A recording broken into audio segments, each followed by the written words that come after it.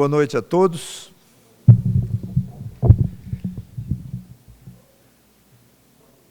Vamos continuar então Atos, na nossa quinta pregação sobre o livro. Atos capítulo 2.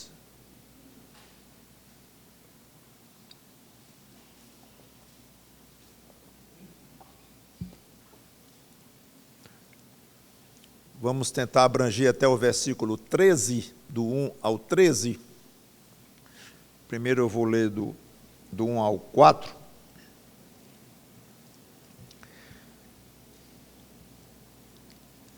Esta cena aqui ocorreu 10 dias após a ascensão do Senhor Jesus Cristo, ou 50 dias depois da ressurreição dele. Era o chamado dia de Pentecoste, que era o dia número 50 após a apresentação, de acordo com os judeus, as festas dos judeus, feito no primeiro domingo depois da Páscoa, quando eles apresentavam o primeiro molho de cevada depois de ser ceifado. Então, como Cristo ressuscitou no dia da Páscoa, é o dia número 50 depois da ressurreição dele.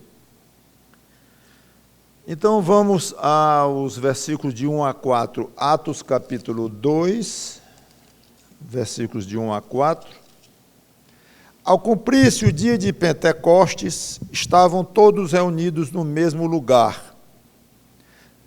De repente veio um som, como de um vento impetuoso, e encheu toda a casa onde estavam assentados.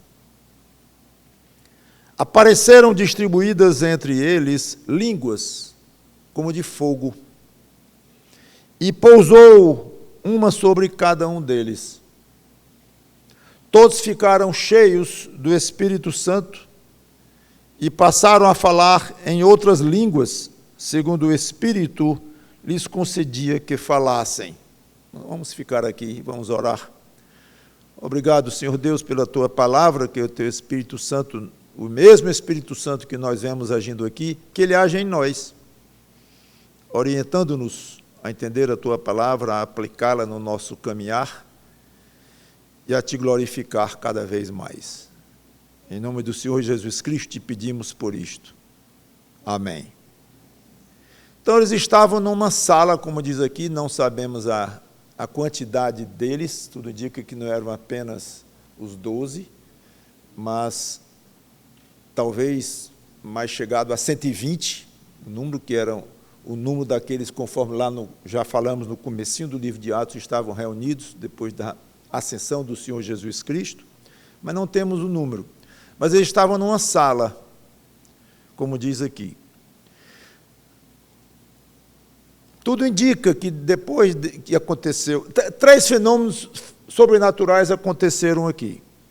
Um vento impetuoso foi ouvido, como diz aqui.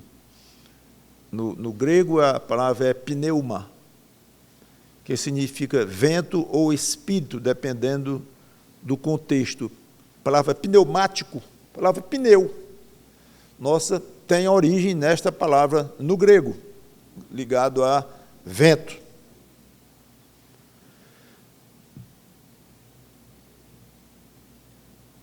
Segundo fenômeno sobrenatural, línguas como de fogo foram vistas. Vento e fogo.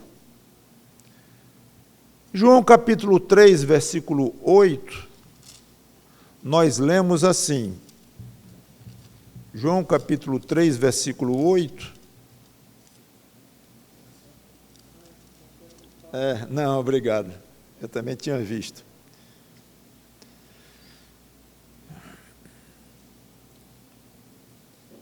Jesus Cristo diz: o vento sopra onde quer, ouves a sua voz, mas não sabes de onde vem, nem para onde vai. Assim é todo o que é nascido do Espírito. Então, Primeiro fenômeno sobrenatural, vento, ouvido um vento impetuoso. Jesus Cristo liga, ou havia ligado, o vento com a atuação do Espírito Santo e comparado um com o outro. Curioso. Lá em Mateus capítulo 3, versículo 11, se não quiserem chegar nas referências, podem esperar que eu chego e eu leio, porque não vou expor detalhadamente em uma delas. Mas João Batista disse, nos dias em que estava batizando, eu vos batizo com água, ou em água, para arrependimento, mas aquele que vem depois de mim é mais poderoso do que eu, cuja sandália não sou digno de levar. Ele vos batizará com o Espírito Santo e com fogo. Vento e fogo. Então, aqui vemos esses fenômenos juntos, acontecendo no dia do nascimento, considerado o dia do nascimento da igreja do Senhor Jesus Cristo. Aqui, neste momento. Então, não é nem a imaginação ou uma intuição. O vento aqui deve significar o Espírito Santo, o fogo, a língua de fogo sobre cada um deles, também deve ter a ver com o Espírito Santo. Não, é óbvio, é direto, é claro, é evidente. Então, a simbologia aqui, dando força à atuação do Espírito Santo plena aqui. Tanto que eu já disse que o livro de Atos é conhecido como Atos dos Apóstolos, mas alguém já sugeriu, que eu concordo com que talvez melhor tivesse sido Atos do Espírito Santo, porque o livro de Atos é uma verdadeira exposição da atuação do Espírito Santo de Deus no início da igreja. E eu já expliquei isso também no começo da série. Terceiro fenômeno sobrenatural. Primeiro, ouvir um vento muito forte. Depois, línguas como que de fogo em cima de cada um deles. Terceiro, outras línguas foram faladas. Voltando então, Atos capítulo 2. Todos ficaram cheios do Espírito Santo e passaram a falar em outras línguas, segundo o Espírito Santo lhes concedia que falassem. Além desses, poderíamos falar de um quarto fenômeno, este puramente espiritual, invisível em si, além dos resultados, mas que é o fato deles ficarem cheios do Espírito Santo.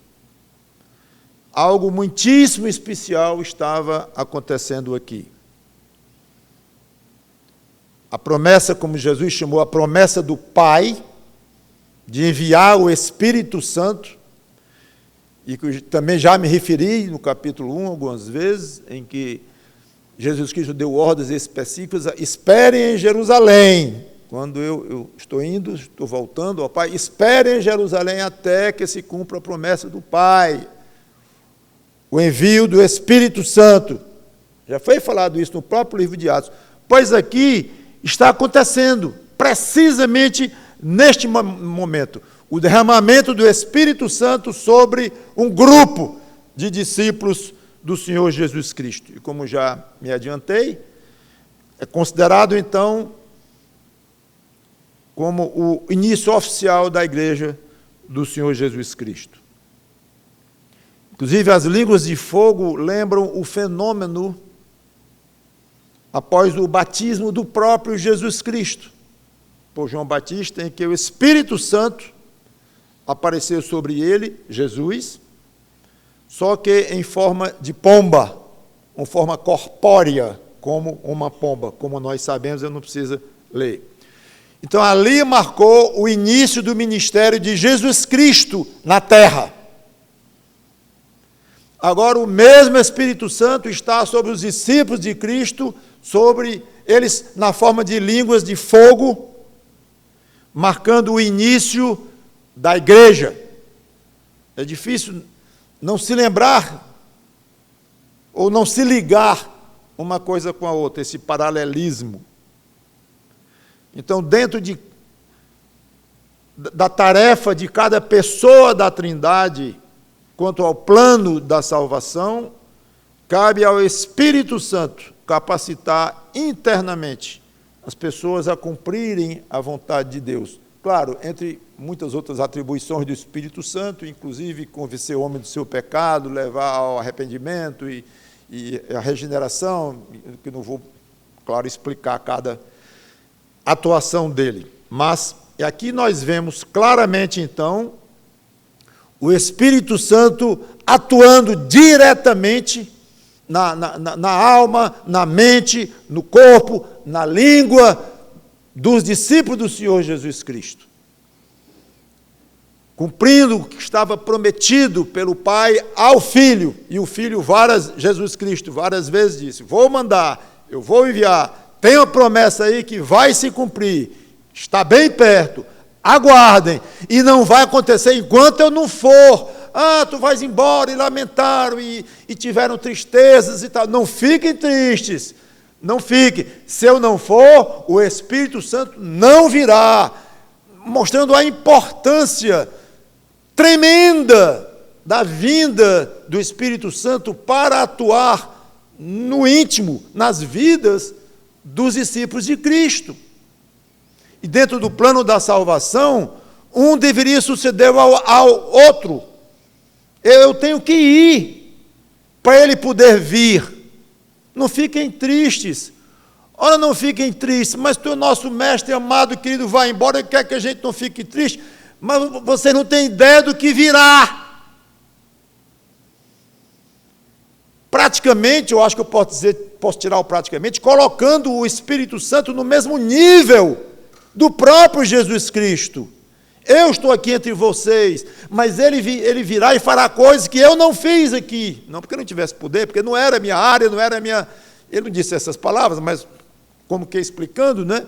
Não, ele tem algo a fazer, algo fantástico, que vai ser o início da minha igreja, que eu prometi a Pedro que iria fundar a igreja, a Pedro e aos outros, claro, especialmente se dirigindo a Pedro, fundação da minha igreja, e o crescimento da minha igreja, a fortificação da minha igreja, todo esse plano que eu tenho com relação à igreja para o mundo, e ela se espalhar no mundo inteiro, tudo isso precisa fundamentalmente da atuação de alguém que não virá se eu não for.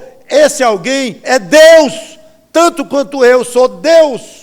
Ele poderia ter dito, não temos essas palavras exatas na Bíblia, mas o ensino é esse. O Pai eterno prometeu a mim que depois que eu fosse, Ele mandaria o Espírito Santo, e é tudo tão misterioso que o Espírito Santo também é dito pelo próprio Jesus, que seria enviado pelo Filho e pelo Pai. Vemos então aqui a própria Trindade atuando no meio disto, e é bom que nós entendamos, pode não haver muito aspecto prático aqui, mas a importância de entendermos como a igreja do Senhor Jesus Cristo se iniciou, o que caracterizou. Vemos desde o início, então, o Espírito Santo atuando em pessoas convertidas, e agora de uma maneira especial, iluminando-as, capacitando-as a desempenharem vários tipos de ministérios diferentes, mas de modo a espalhar a igreja de Jesus Cristo aqui na terra. E essa característica de pessoas possuídas pelo Espírito Santo, infelizmente, foi totalmente esquecida ou desprezada pela igreja romana, e depois, incrivelmente, por muitos reformadores, que passaram a adotar a ideia da igreja romana de uma família sacra, ou uma sociedade sacra, em que pais e mães cristãos teriam filhos cristãos, desde o nascimento. Então, se são cristãos, vamos batizá-los. E ali está uma família cristã, e ali está um bairro cristão, uma cidade cristã, está uma sociedade cristã. Esta ideia não é bíblica. Uma igreja não é algo territorial, não é algo limitado por raça, ou por lugar de moradia, ou por tradição, não é. E é impressionante como muitos crentes hoje vão mais ou menos nessa linha, no meio do caminho, em que um filho de um crente com uma crente tem que ser batizado, e nesse batismo não é bem uma conversão, mas é um sacramento e que tem alguma transformação dentro, tem ou não tem, e vem uma grande discussão, quando nós vemos aqui claramente adultos, num certo momento, sendo tomados pelo Espírito Santo de Deus, e ali se iniciava a igreja de Jesus Cristo. Característica de toda igreja local, cuja soma gerará, cuja soma dos convertidos nas igrejas locais gerará a igreja geral do Senhor Jesus Cristo. Característica: salvos e levados ao arrependimento pelo Espírito Santo de Deus, que os fez crer em Jesus Cristo, na obra e na pessoa dele, pessoas essas que, após salvas,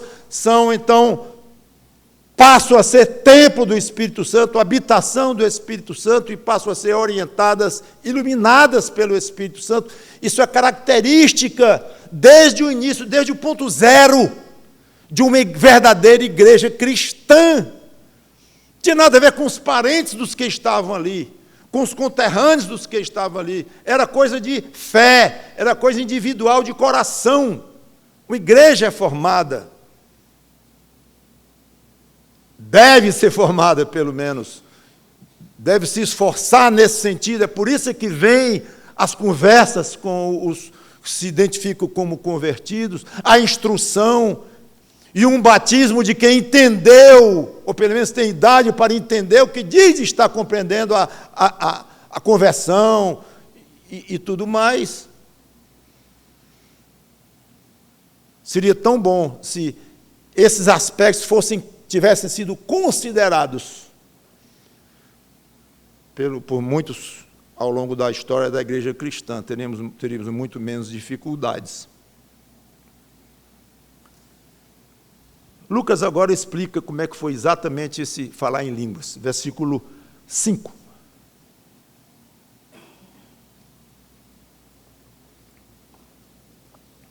Ora, estavam habitando em Jerusalém judeus, homens piedosos, vindos de todas as nações debaixo do céu. Vou continuar aqui.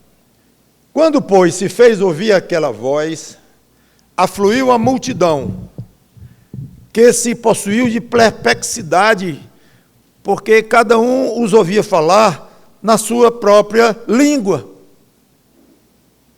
Estavam, pois, atônitos, e se admiravam, dizendo: vede, não são porventura galileus todos esses aí que estão falando? E como os ouvimos falar cada um em nossa própria língua materna? Somos partos, medos, elamitas e os naturais de Mesopotâmia, Judéia, Capadócia, Ponto e Ásia, da Frígia, da Panfilha, do Egito e das regiões da Líbia, das imediações de Cirene, e romanos que aqui residem, tanto judeus como prosélitos, cretenses e arábios. Como os ouvimos falar em nossas próprias línguas as grandezas de Deus? Hoje em dia, acontecimentos importantes chamam repórteres de todo o mundo.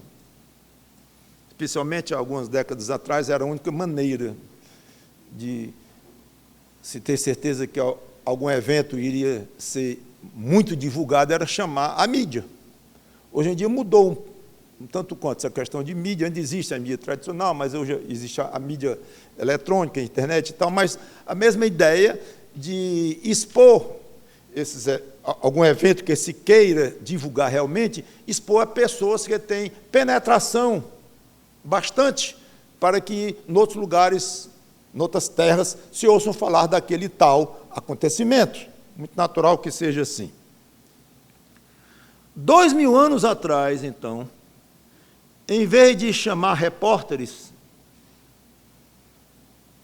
Deus utilizou pessoas presentes naquele momento, pessoas comuns, que estavam lá para celebrarem as festas deles, vindas de muitos países, judeus, vindos de muitos países.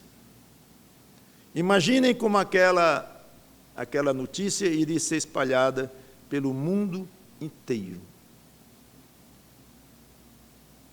Mas não significa que Deus quisesse que o mundo apenas tomasse conhecimento daquela ocorrência. Eu vou fazer algo sobrenatural ali em Jerusalém, naquele dia. Eu gostaria que todos ouvissem falar disso. Ponto. Não. Iria muito além disto. Os projetos de Deus. Ele queria que a igreja de Cristo alcançasse aquelas nações. Não é só que a notícia de uma coisa diferente e muito espetacular aconteceu. Não.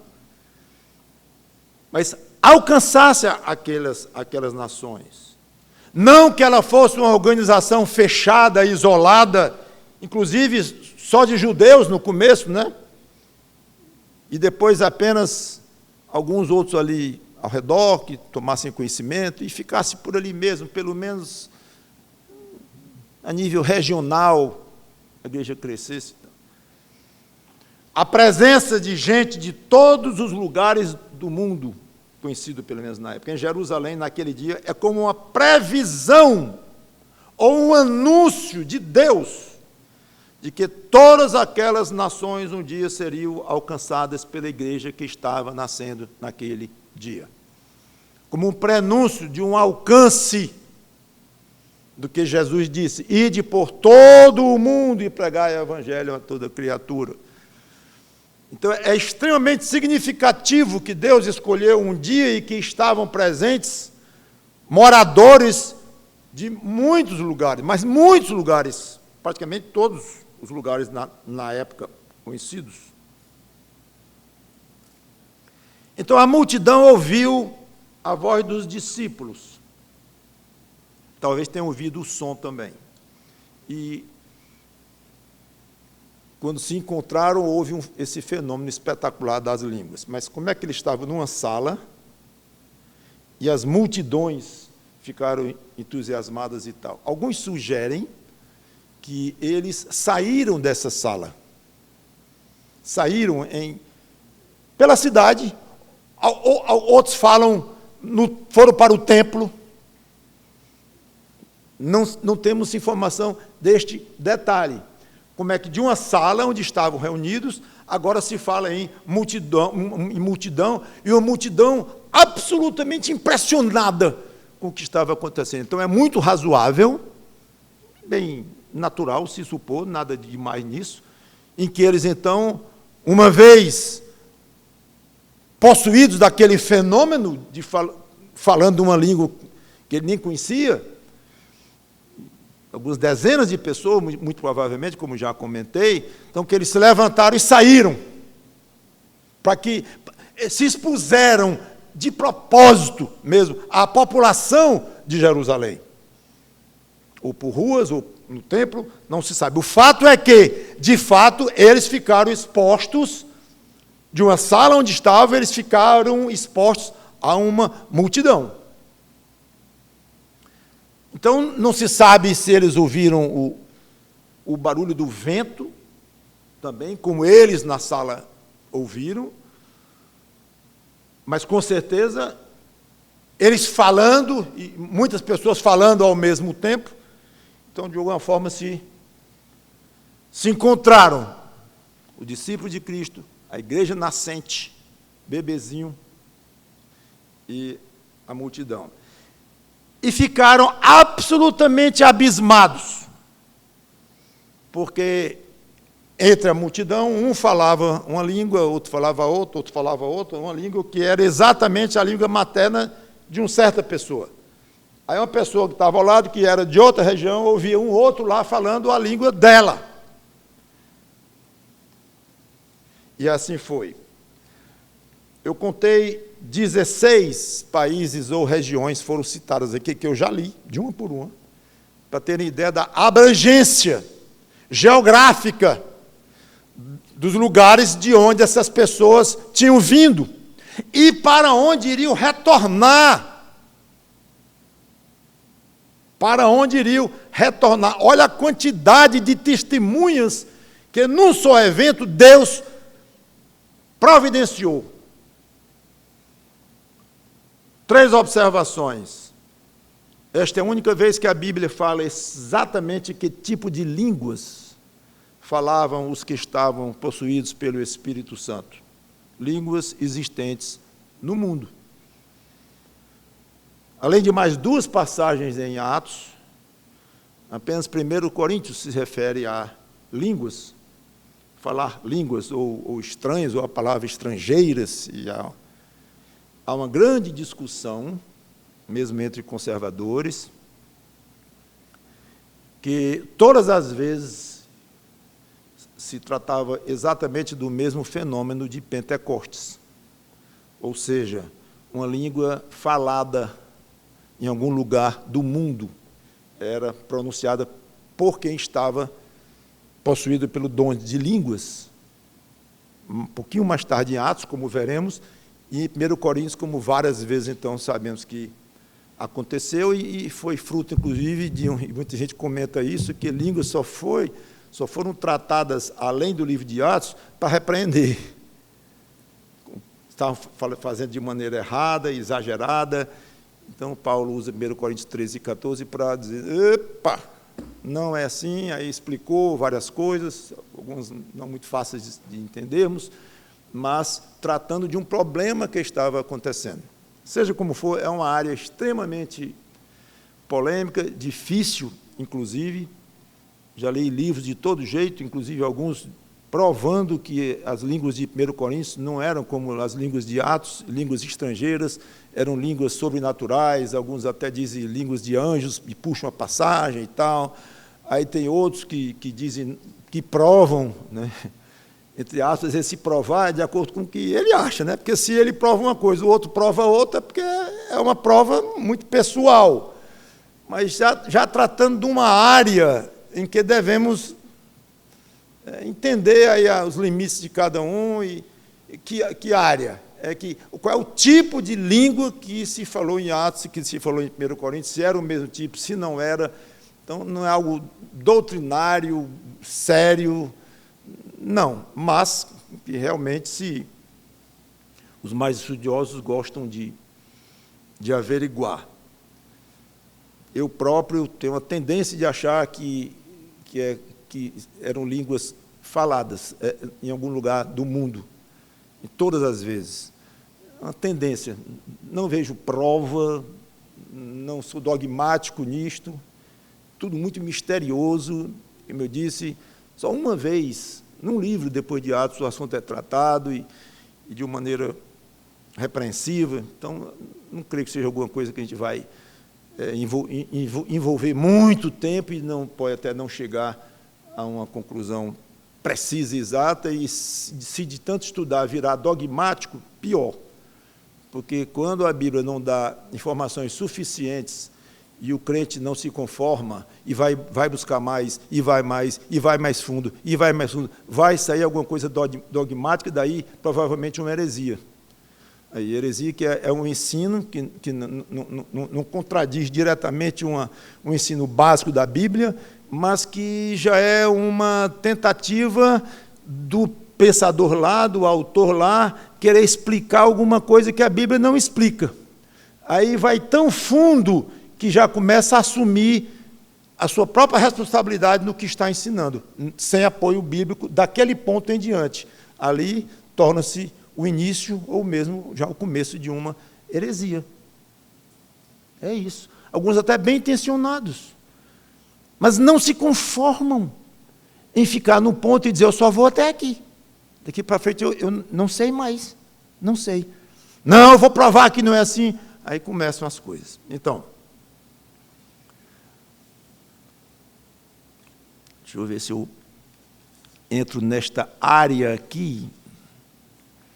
Eu vou comentar rapidamente. não quero estourar o meu tempo. Eu poderia deixar para falar isso na próxima vez que o livro de Atos fala em línguas de novo. Mas deixe-me dizer logo, de uma vez por todas, tá bom?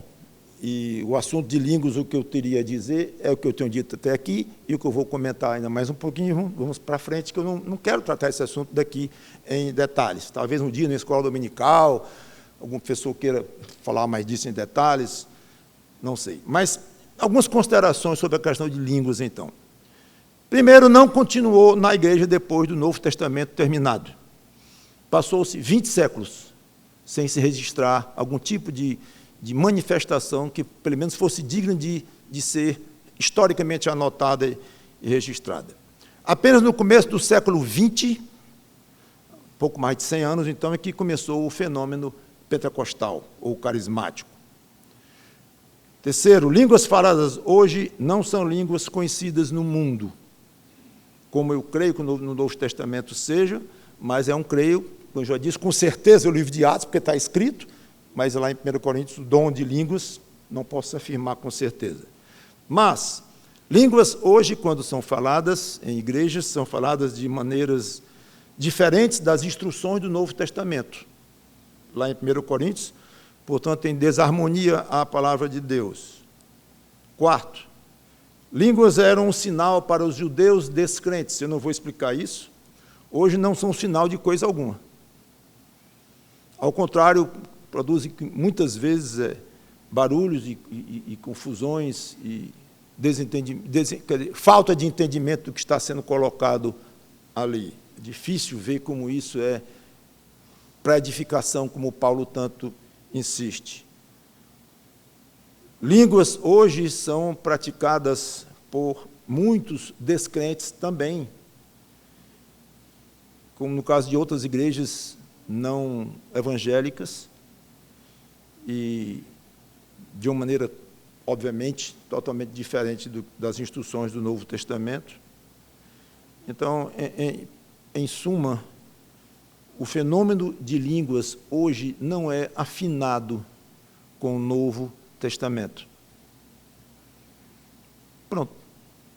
Depois, alguma conversa além disso, aí estou às ordens, indicação de livros ou coisa assim, mas não sei se vale a pena você aprofundar muito nisso. Se quiser, vá com cuidado e com respeito até por irmãos que são carismáticos e praticam línguas e tudo, mas nós não estamos convencidos que essas línguas são dons do Espírito Santo, como nós lemos lá em Atos e 1 Coríntios, e muito menos que são para algum tipo de edificação.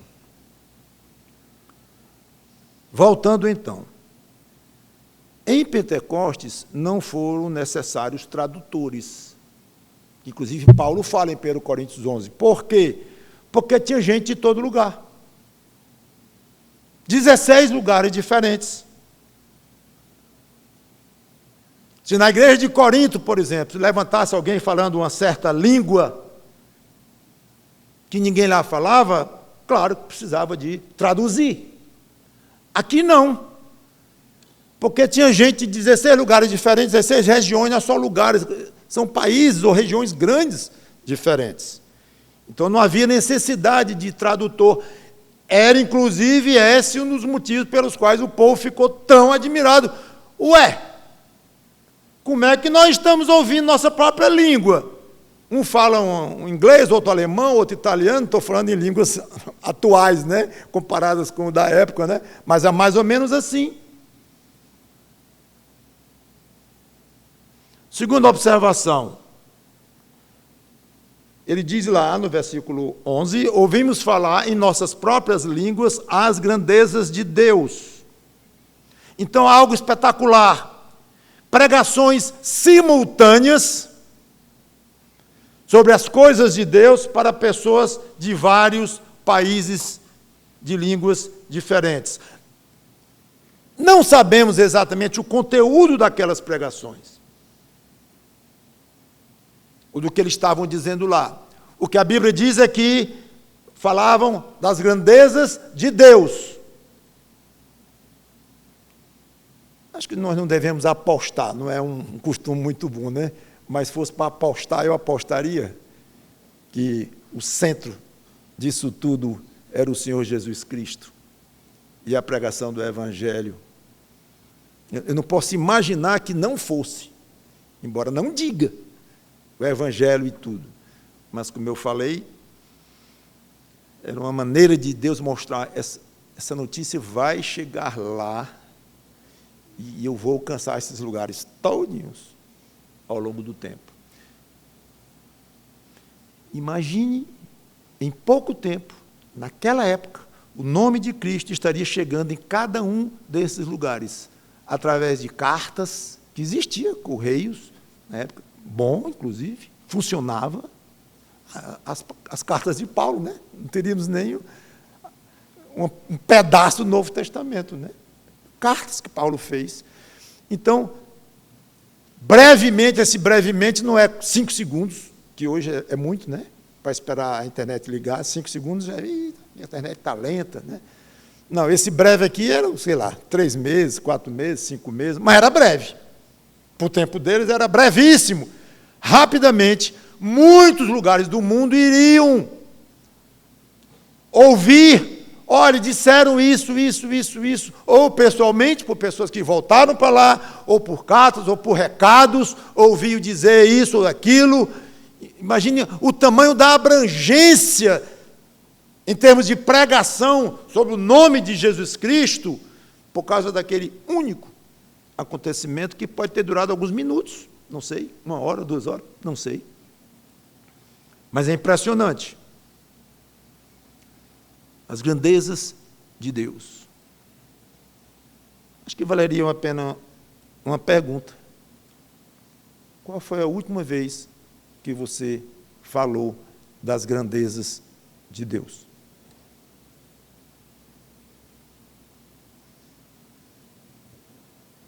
Todos estavam ouvindo, os discípulos, um com a língua, outro na outra, se admiraram, porque estavam ouvindo o quê? As últimas notícias políticas do César da época? Não. Poesias lindíssimas? Não. Histórias espetaculares, verídicas? Não. O assunto era um só: a grandeza de Deus. Claro que esse assunto é extremamente vasto, e conforme eu disse, nem temos os detalhes específicos do que era tratado, mas eu apostaria que se concentrava na pessoa e na obra do Senhor Jesus Cristo. Pois bem, qual a última vez que você falou não da política daqui, não das coisas do mundo que andam tão degeneradas que andam?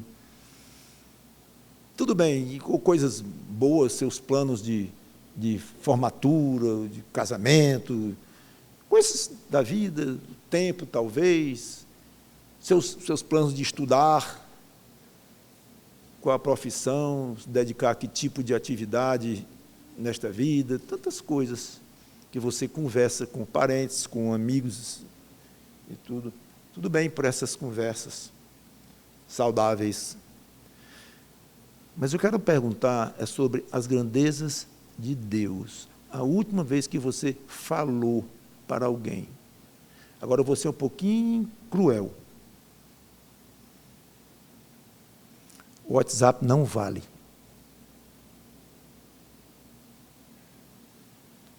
Pastor, o senhor agora foi cruel. Eu disse que ia ser.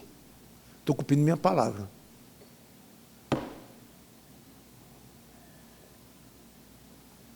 Deixe-me dizer uma coisa.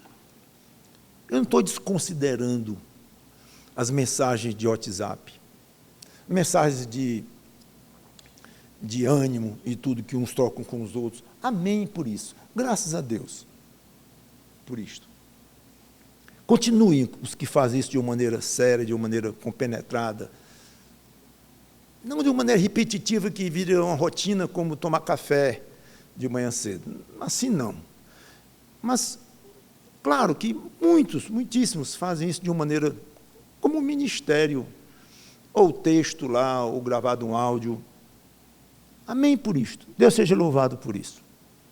Mas quando eu disse que não vale, é dentro da minha pergunta só isso, dentro da minha pesquisa. É uma pesquisa que eu estou fazendo sem ouvir a resposta. É só isso. Okay? Esqueça, às vezes você fala de Jesus Cristo no WhatsApp. Não. Continue. Que aí você poderia dizer, pastor, o YouTube também não vale, né? Aí onde é que eu fico? Ou seja, amém, utilizarmos os meios que a ciência e a tecnologia nos oferece. Mas, quando eu perguntei aqui, é me lembrando do que ocorreu lá. Ou seja, eles estavam falando com a língua deles. Então, eu quero focalizar a minha pergunta, a pergunta não é minha, então eu faço do jeito que eu preferir, né? Então, eu quero focalizar a pergunta assim: qual foi a última vez que a sua língua emitiu sons que foram ouvidos por um ouvido, de uma maneira direta, vindas da sua boca, não de um gravador digital? Ok? Esta é a minha pergunta. Por que essa pergunta, pastor? Deixa eu ficar mesmo com as outras formas de falar de Cristo. Fique. Mas eu acho que, de vez em quando, a gente deve ser mexido um pouco para pensar como foi no início, no original, como era antes. Esse pastor é um anticientífico. Não é nada disto. Eu creio que nada substitui você olhar para os olhos de uma pessoa e falar das grandezas de Deus. E você pensa que é fácil isso? Experimente. No consultório de um médico, falar das grandezas de Deus, no ponto de ônibus. Ou para um grupo de pessoas na escola, na faculdade. Vamos e convenhamos, gente. Você editar um texto, lindo que seja, e clicar na setinha para enviar, não se compara com o valor de esforço, o valor do peso do testemunho pessoal. Você não pode imaginar o prejuízo que a sociedade, acho que mundial hoje, tem por causa da diminuição do aspecto pessoal, das interações pessoais. E isso é comentário de todo tipo que você imaginar, de pregador, de psicólogo, psiquiatras, todos, de uma forma ou de outra, comentam o prejuízo da falta de inter-relação pessoal, uma voz que sai das cordas vocais e alcançam os tímpanos de alguém. Esta forma original, originária, como Deus criou.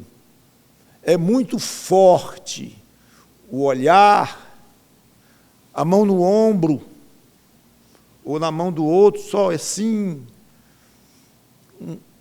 uma expressão facial, tem muito valor. Faça o seguinte, façamos nós, além do uso das mídias e tudo mais, que eu repito pela terceira ou quarta vez, continue assim, mas experimente adicionar, falar das grandezas de Deus para alguém. Você vai sentir uma dificuldade enorme, especialmente se você está acostumado demais com só os envios. Você vai ver. Já é difícil normalmente, porque a maioria não quer ouvir a palavra de Deus, porque o diabo nos inibe, ou nossa própria carne, há mil motivos para ser difícil testemunhar, falar de Cristo. Será que o outro quer ouvir? Será que eu vou ser bem recebido? Será que eu vou levar uma gozação da turma lá na faculdade? É difícil. Em épocas, sei lá, passadas, décadas atrás, quando eu era adolescente ou adulto jovem, não tinha nada de internet, coisa nenhuma. Já era difícil, acreditem. Hoje eu imagino que deve estar muito mais, porque você está desacostumado até a conversar com a atendente de um médico, marcando uma consulta. Você não conversa nem com ela mais. É tudo aqui. E muitos estão tratando com o próprio médico, em termos digitais, imagem, som, mas não mais pessoal. Então, o efeito disso em nós deve ser avassalador. E não sou eu que estou dizendo só da minha imaginação, como eu estou comentando. É comentado abertamente isto.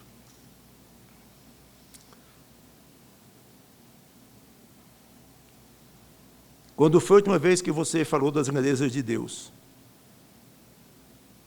Eu acho que eu me lembro. Para quem foi? Uma pessoa? Um grupo? Uma multidão? Não sei. O que você disse sobre Deus? Fica aí a pergunta. Terceiro e último ponto. Segundo o Espírito Santo lhes concedia que falassem, versículo 4. Aqueles homens estavam sendo diretamente inspirados pelo Espírito Santo. Observem, eles não tinham base escrita para falar de Cristo em detalhe. Ainda não havia o Novo Testamento. Estava sendo feito. O próprio livro de Atos é um dos trechos inspirados. Hoje, continua sendo necessária, sim, a ajuda do Espírito Santo para falar das grandezas de Deus, para falar de Cristo. A diferença é que agora nós temos o Novo Testamento e não há mais inspiração do Espírito Santo. Não vou entrar mais em detalhes técnicos sobre isso, mas é importante você saber disto. O que há hoje é iluminação. Cada crente precisa de iluminação para falar do Senhor Jesus Cristo. Iluminação do Espírito Santo para entender as Escrituras e falar. Entender, não é nem falar, entender para si próprio, entender para falar, tudo que vem depois do entendimento correto. Então, peça sempre a Deus que o Espírito Santo lhe ilumine quando você estiver em contato com a palavra dele, Deus. Reação da multidão, versículos 12 e 13. Todos atônitos e perplexos interpelavam uns aos outros. O que quer dizer isto? Outros, porém, zombando, diziam, estão embriagados. Dentro da perplexidade geral, duas reações totalmente diferentes. Primeira, uns querendo saber o que era aquilo, uma reação, inclusive, muito natural, prudente, que é isto. Vamos ver o que é isso aí. Segundo, os sabichões. Sempre terão os sabichões, né? O que é isso? Ora, vai, o que é isso? Eu sei. Você já sabe tão rapidamente? Eu já. Pois explica essa coisa maravilhosa, espetacular que está acontecendo. Estão bêbados.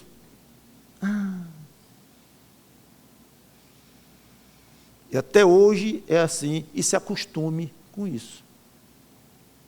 Pessoas que não conhecem a palavra de Deus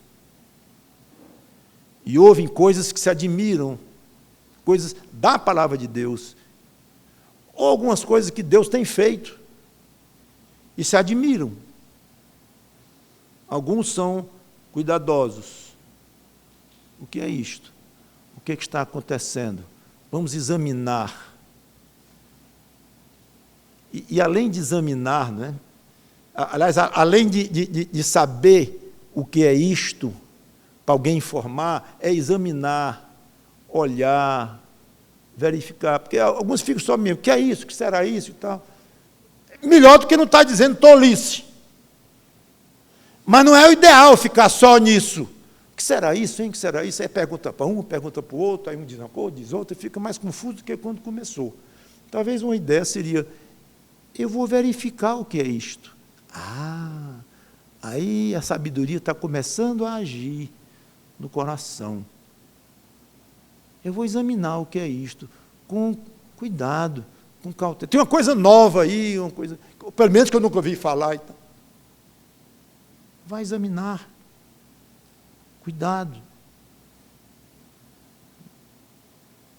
Não dogmatize muito rapidamente. O que é dogmatizar? É dizer, é isso aqui e acabou-se, pronto. Examine, e use a sua inteligência, use o seu o seu raciocínio, a sua consciência. Claro, você vai se utilizar de livros, de conversas, de pregações, de palestras e tudo. Pode usar à vontade todo o cabedal que já existe sobre o assunto, coisa parecida. Tudo bem, pode se armar disso tudo. Mas, no fim, você vai usar a sua inteligência. Porque nunca Deus vai exigir de você, nunca, a consciência do vizinho, do seu marido. Mas eu fui casado 50 anos com ele, pode ter 80. Nunca Deus vai lhe julgar pela consciência da sua mulher, dos seus filhos, do seu líder religioso, seja lá quem for. Nunca. Que é um dos grandes problemas também de quem lutavam muito pela liberdade religiosa, como os anabatistas. Muito, muito, muito. Deixa eu pensar o que eu penso. A minha consciência, eu vou dar conta diante de Deus. Se eu estiver errado, ou coisa assim, eu vou pagar. Mas não é porque o governador, o imperador, o rei está mandando que eu pense assim. Se não for, vou ser preso, vou ser torturado. Como é que pode? Então, você tem consciência. Use essa consciência. Você não é uma máquina, por incrível que pareça. Querem lhe fazer uma máquina, querem lhe massificar, querem me massificar, querem filmar todos nós, querem saber cada coisa que você diz, cada coisa que você comentou, cada coisa que você falou na cama conjugal. Tudo hoje está sendo gravado por vários meios aí. Está muito, muito, muito complicada a época hoje. Muito. Então, o uso da mente, do intelecto, da consciência está ficando raro. Raro. E as mentiras que tem por aí? E as fakes que estão fazendo a cabeça de milhões de pessoas, crentes, inclusive, que não aprofundam, especialmente nas Escrituras, para entender os princípios das Escrituras. Mas, pastor, eu vou me aprofundar nas Escrituras para estudar mais o que é regeneração, o que é justificação, o que é isso, o que é aquilo. Não estou nem dizendo isso, ele é bom também. Mas os princípios das Escrituras. E tem aqueles que já sabem de tudo, né? Que vamos nos acostumar com eles também. Isso aqui, eu sei o que é. Qualquer tolo sabe o que é. Estão bêbados, não está vendo que estão tudo bêbados? Não tinha nenhum bêbado. Nenhum. Então, quem disse eles estão bêbados, disse uma grande tolice. Algo completamente fora da realidade. Se acostume com esses também. Às vezes não vai... nem vale a pena perder tempo com eles. Às vezes pode ser. Não sei. Ore e peça a Deus sabedoria para saber como agir quando encontrar pessoas assim. A Bíblia fala das duas coisas, de deixar o tolo lá. Falou uma vez, duas, não quer saber, não, deixe. E às vezes a Bíblia fala para orar pelos outros e tal, e falar de Cristo. Então é um equilíbrio aí, que não há uma fórmula prática, né? Mas... via de regra, se for mais, inclusive, para o livro de Provérbios, Velho Testamento, tudo, a tendência da Bíblia é o tolozão, deixa ele de lado. Não dê pérolas aos porcos. Vem Jesus Cristo lá, no Novo Testamento. Então, aí você resolve como fazer. Mas não fique com raiva, irritado, porque disseram que eu estava bêbado, e eu estava falando pelo Espírito Santo de Deus, dizem que eu estou bêbado. Se acostume. Esse aqui é completamente maluco, esse irmão, esse camarada aqui, esse colega aqui da faculdade, ou da escola, esse aqui, o da empresa, pois se acostuma a ser chamado de maluco, não tem problema não. Porque muitos, a base é propriamente, completamente corrompida, arrogante, pretensiosa, que não sabe nem o que estão dizendo. Não ligue muito para eles não. E trate você de falar das grandezas de Deus. Se não quiserem ouvir, cada um dará conta diante de Deus. Pedro, então, se levanta e faz um belíssimo discurso. Nós vamos tratar do próximo domingo em diante. Vamos orar. Obrigado, Senhor Deus, pela Tua palavra, que o Teu Espírito Santo nos ajude com essas coisas que estamos aprendendo aqui nesse livro espetacular de Atos. Em nome do Senhor Jesus Cristo. Amém.